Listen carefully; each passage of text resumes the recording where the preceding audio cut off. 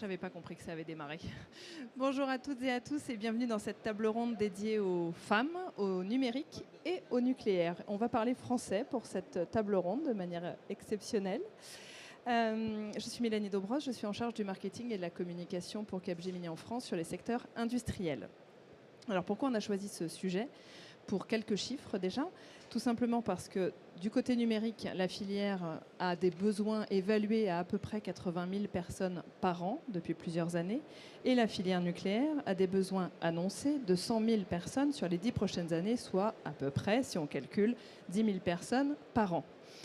Donc on se rend bien compte que les enjeux de recrutement sont énormissimes et que la place des femmes a un besoin d'être représentée. Pourquoi ? Parce que dans le secteur du numérique, les femmes sont à peu près à 30%, en fait 29, mais je l'arrondis, et dans la filière nucléaire, uniquement à 25%. Donc un sujet de recrutement, un sujet stratégique pour les entreprises et un sujet sociétal sur la place des femmes. Pour en parler cet après-midi, 4 témoins de choix. Et on va rentrer directement dans le vif du sujet avec vous. Véronique Lacour, vous êtes membre du comité exécutif du groupe EDF. Et donc, pour un groupe aussi gros que EDF, quels sont les métiers ouverts aux femmes ? Ou plutôt, quels sont les métiers qui ne sont pas ouverts aux femmes ? Et y en a-t-il ? Et dans quelle proportion ? Alors, quels sont les métiers ouverts aux femmes ? Eh bien, tous. Voilà, tous les métiers sont ouverts aux femmes. Est-ce que les femmes viennent en masse dans les métiers du nucléaire ou dans les métiers du numérique ? Non. Ça, on va pas se le cacher. Et pourtant, on a des femmes de talent. Des femmes de talent qui pilotent de grands projets nucléaires. La directrice du programme EPR2 est une femme. Nous avons 3 femmes qui dirigent des centrales nucléaires. Ce sont des femmes extrêmement inspirantes.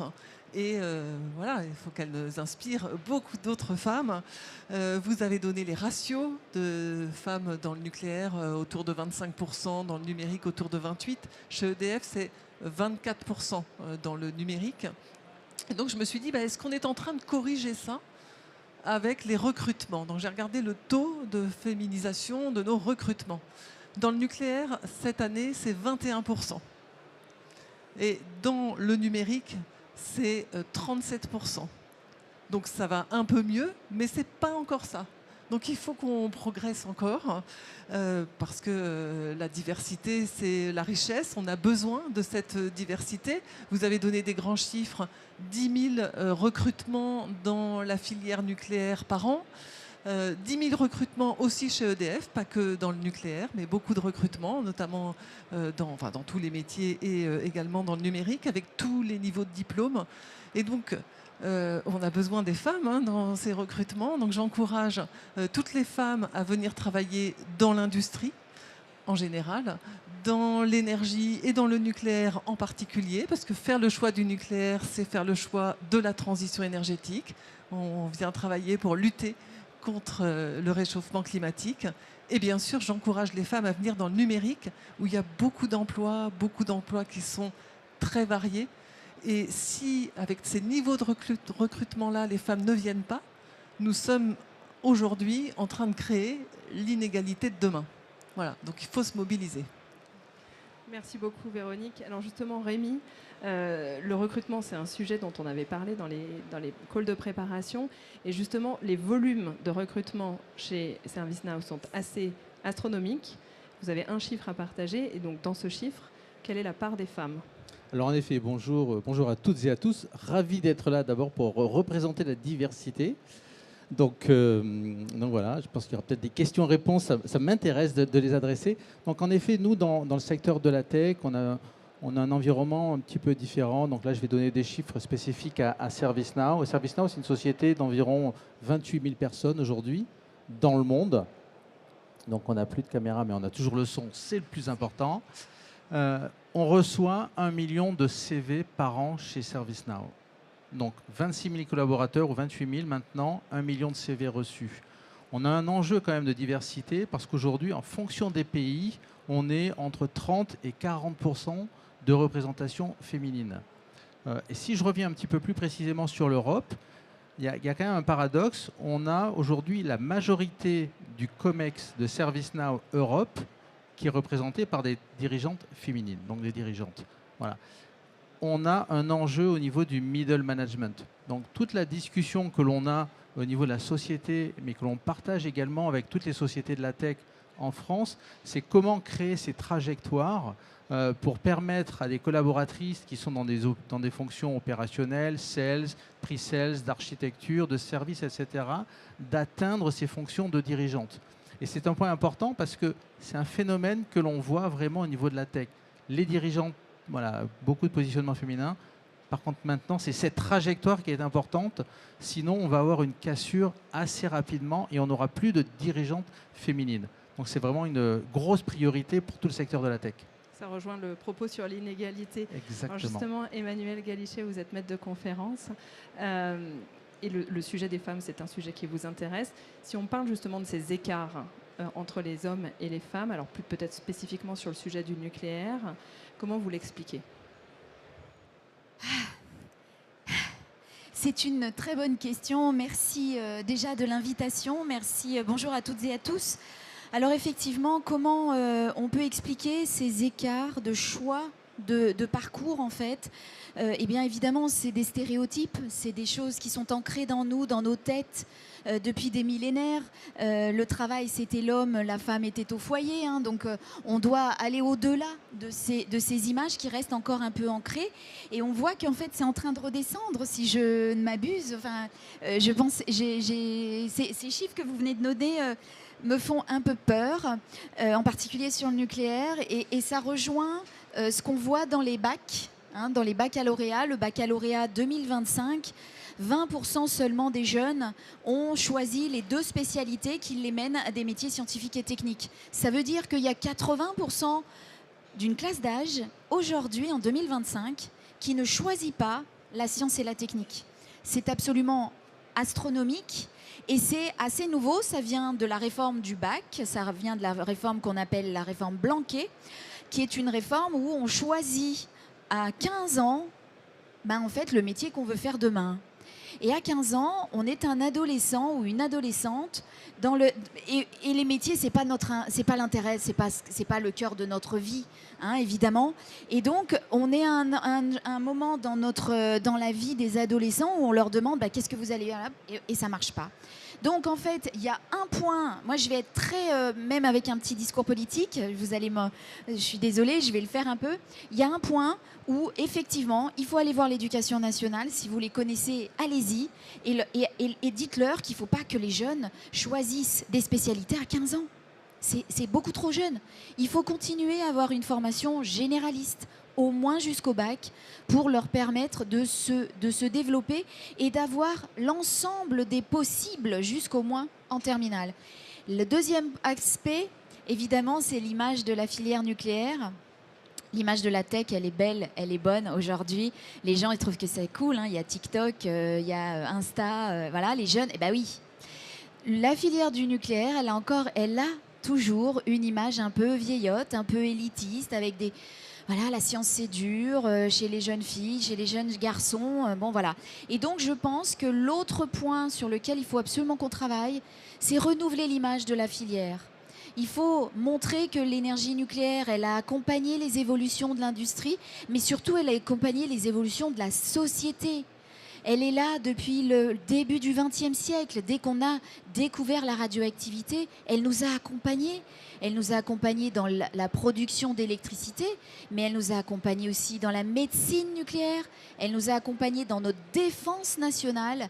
Elle fait partie de notre environnement. Et ça, les jeunes, ils ne le savent pas en fait. On ne leur parle pas, on leur parle de l'histoire des guerres, on ne leur parle pas de l'histoire de la science, on ne leur parle pas de l'histoire de l'industrie. Et ça, c'est mon deuxième point, c'est il faut que l'énergie nucléaire, que l'industrie nucléaire revienne au cœur du récit national. Et je pense que là, si on leur donne des histoires, si on leur raconte des histoires, les jeunes, petit à petit, reviendront vers l'énergie nucléaire. Alors, on a vu beaucoup d'écoles passer sur le WNE depuis hier, donc j'espère que ça va participer à cet effort de changement de mindset. On va prendre un peu de recul et on va s'intéresser à toi, Claire. Tu es donc la Capgemini de ce panel, mais tu es aussi une jeune Capgemini puisque tu as rejoint le groupe il n'y a pas si longtemps. Et ce qui m'intéresse dans ton parcours, c'est justement que le recul que tu as par rapport à ce que vient de dire Emmanuel, puisque toi tu as un parcours d'expatrié, un parcours de dirigeante dans d'autres cultures. Donc par rapport à notamment, alors peut-être pas uniquement la réforme du bac, mais voilà, quel est ton point de vue sur la place des femmes dans l'énergie dans d'autres cultures ? Non, et merci pour ça. Et je trouve que ce qui a été dit pose le contexte de manière absolument fabuleuse. Parce que quand je prends un peu de recul, et j'ai un parcours très opérationnel, avec un grand groupe français dans le secteur de l'énergie et ensuite beaucoup plus stratégique en cabinet de conseil. Et maintenant, j'ai le plaisir de diriger le business mondial énergie pour Capgemini. Effectivement, 10 ans d'expatriation et surtout des projets sur 5 continents. Et ça, quand je vous écoute, je me dis, mais effectivement, c'est vraiment la réconciliation des politiques des entreprises et des politiques des États qui va permettre de faire avancer les choses. Et si on n'est pas de manière coordonnée, on se donne des objectifs, c'est compliqué. Et on a vu par exemple parfois des politiques de quotas qui ont des effets négatifs ensuite. On a vu, maintenant on a plus de recul. Et j'écoutais ça avec passion parce qu'en France on se dit ok, 25, 27, 28% c'est pas assez. En fait au niveau global, on est à moins de 20%. Dans le secteur dans l'énergie en général. Et j'avais, il y a quelques années, fait une étude en fait, là-dessus, même dédiée. Et ce qui est intéressant, c'est que dans ces politiques, à la fois et publiques et privées, il faut réfléchir au sujet un peu comme, vous savez, une pyramide de Maslow. Vous avez les besoins primaires et après, vous montez dans la pyramide et vous pouvez ensuite faire vraiment des choses beaucoup plus évoluées, etc. La première chose, ce sont les politiques des entreprises. Alors maintenant, je vis aux États-Unis depuis 5 ans.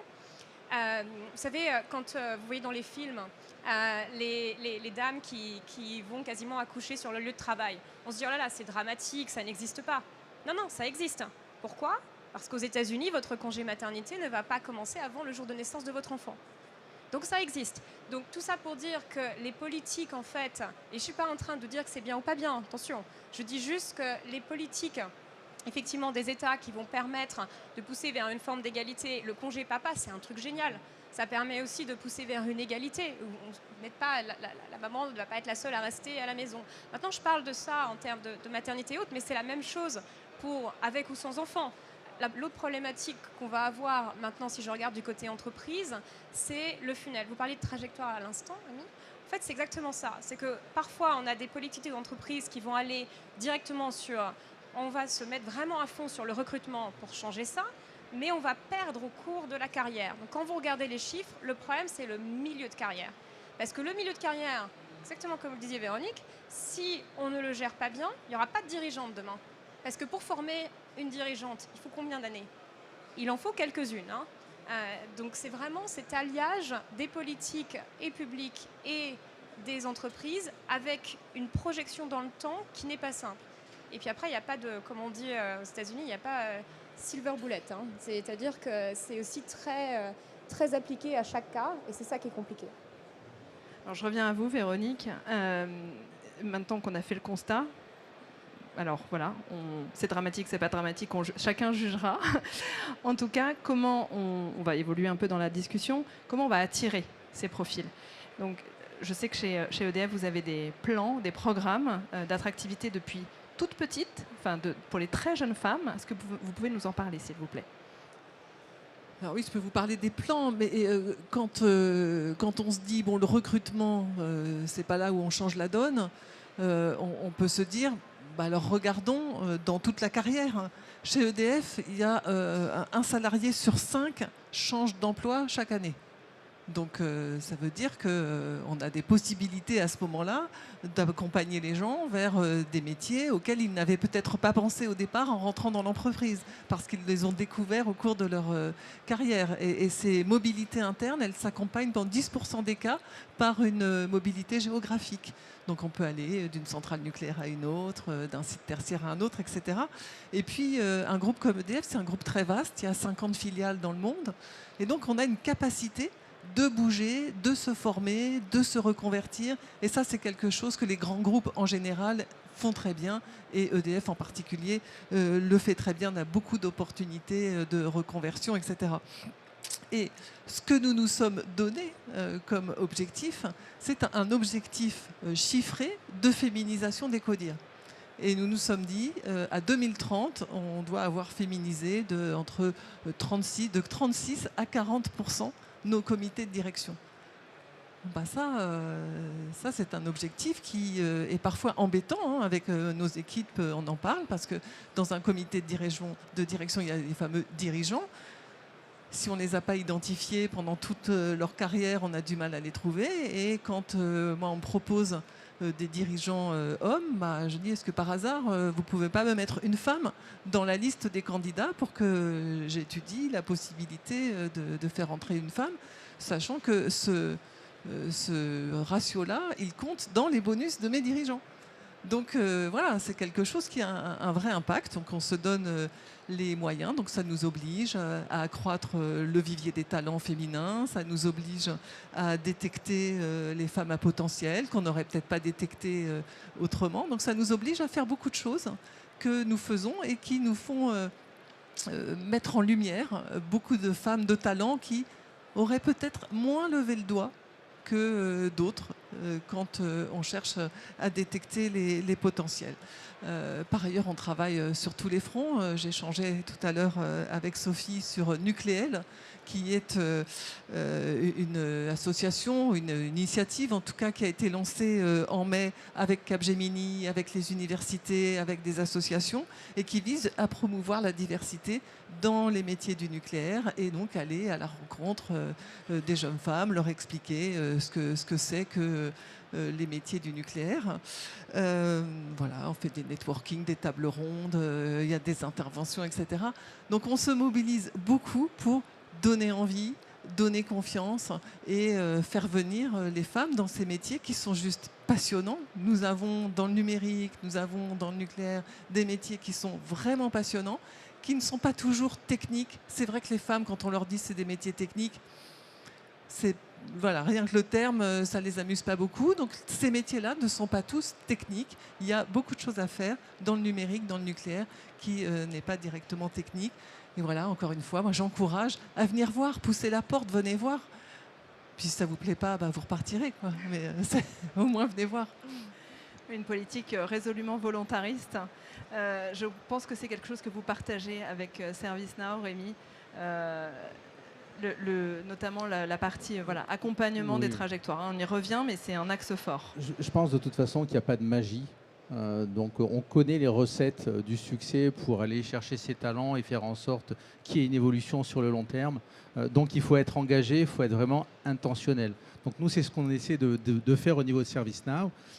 Typiquement, au niveau de mon comité de direction, moi j'ai imposé 50% de femmes au niveau du CODIR. Alors ça veut dire quoi? Ça veut dire qu'on a pris plus de temps pour aller constituer ce CODIR, forcément, parce qu'on est une plus petite structure au niveau de la France. ServiceNow France, c'est 300 personnes sur les 26 000 dans le monde.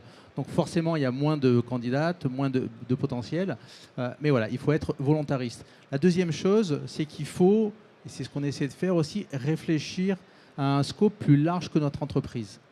Au niveau de la tech, ce qu'on essaie de faire, parce que grosso modo, il y a un turnover assez important au niveau de la tech. Vous savez qu'aujourd'hui, un collaborateur, une collaboratrice, ils vont rester entre 3 et 5 ans, 6, 7 ans peut-être dans l'entreprise.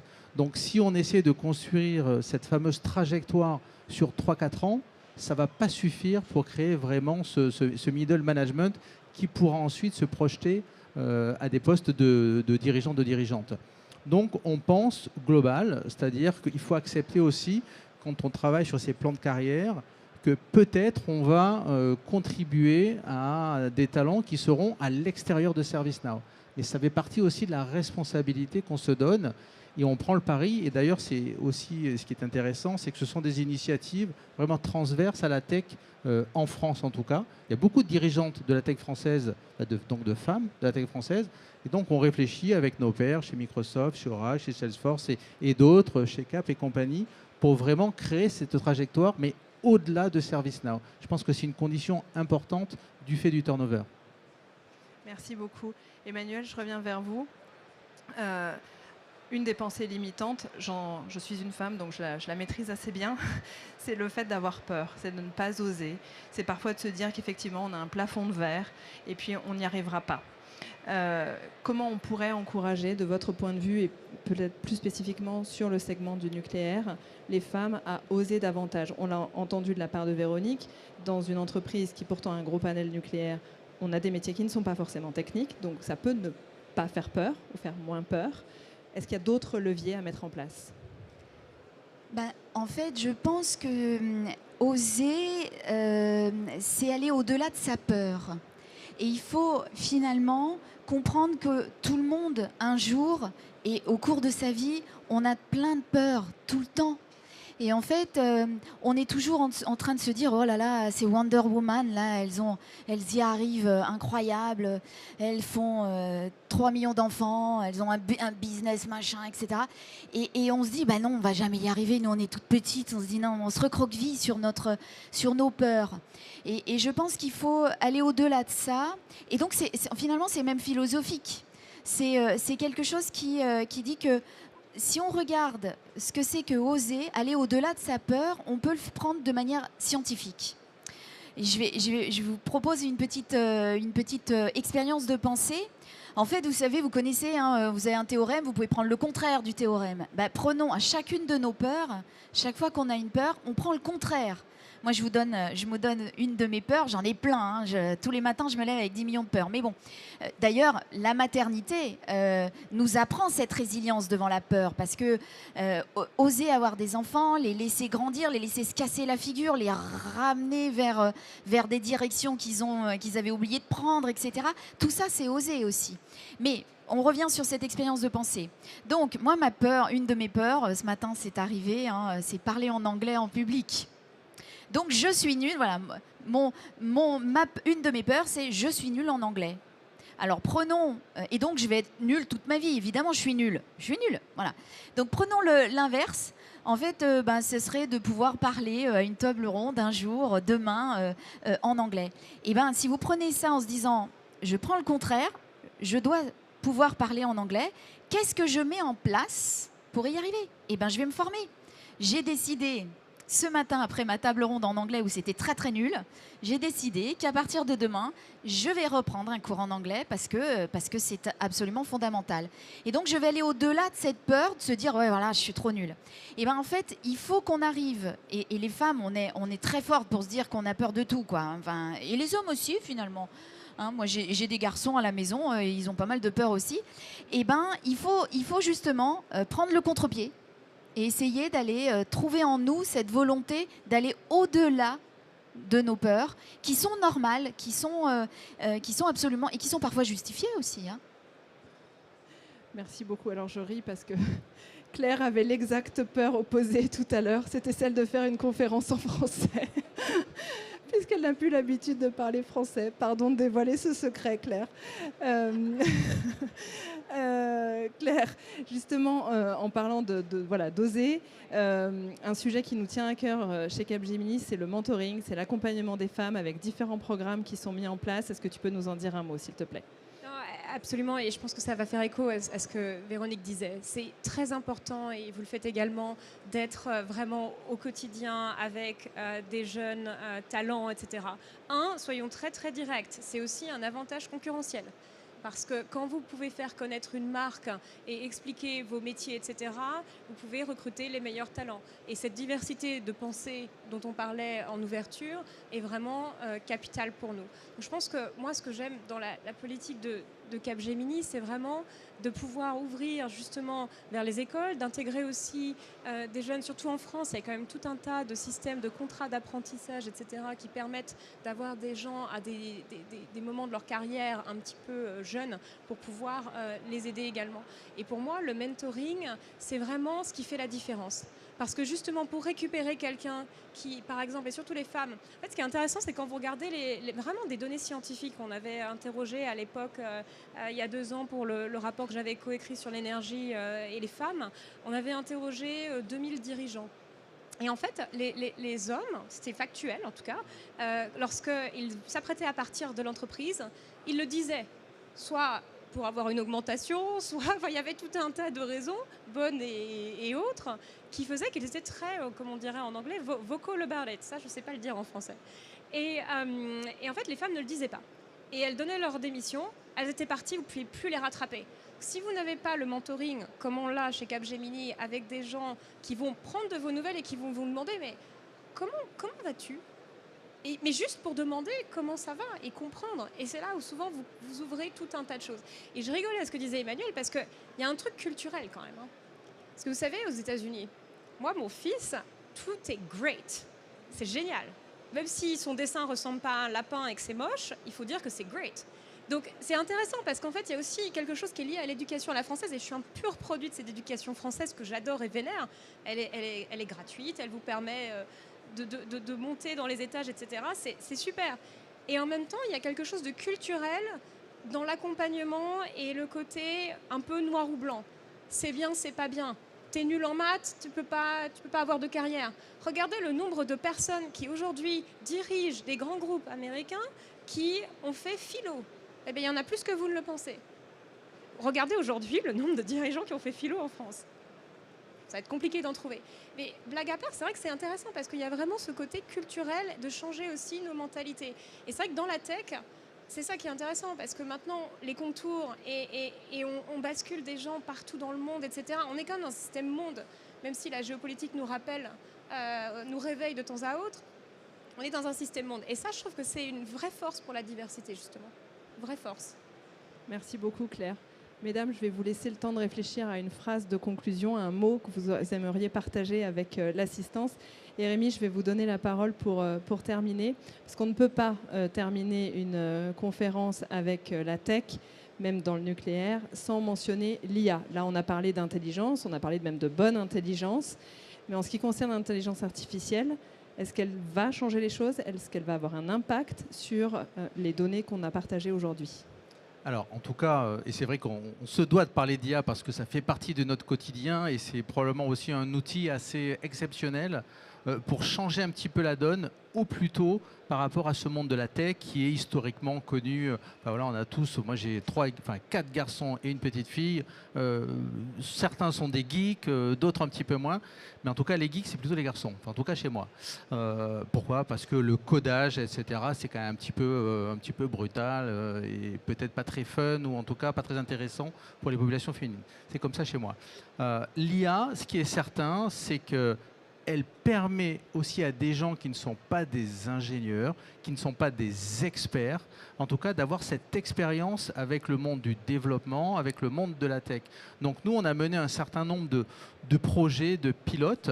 On va voir des écoles, parce que ça fait aussi partie de notre engagement au niveau, pour supporter un petit peu l'éducation nationale et attirer ces talents, créer ce funnel, ce pipeline de talents. Donc on donne des projets et on attire, et on le voit, c'est assez concret, beaucoup plus de femmes qui vont coder sans avoir l'impression de coder avec des outils un petit peu barbares.